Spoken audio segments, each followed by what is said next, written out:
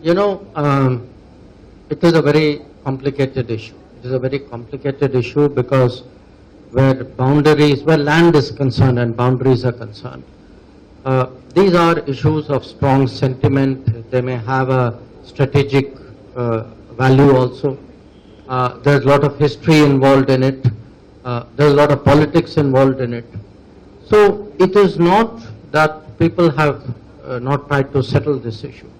Even with China, we started actually first discussing some boundary problems we had as far back as 1958.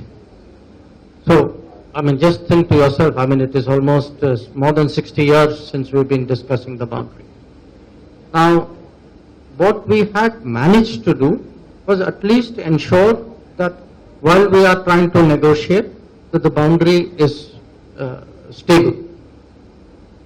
Unfortunately, 2 years ago, for reasons which the Chinese have never convincingly explained to us, they tried to change the status quo along the border unilaterally by themselves, and we could not accept that.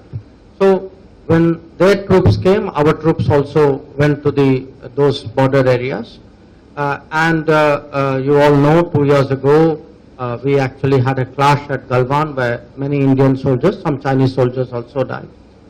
So it is today become much more difficult to resolve.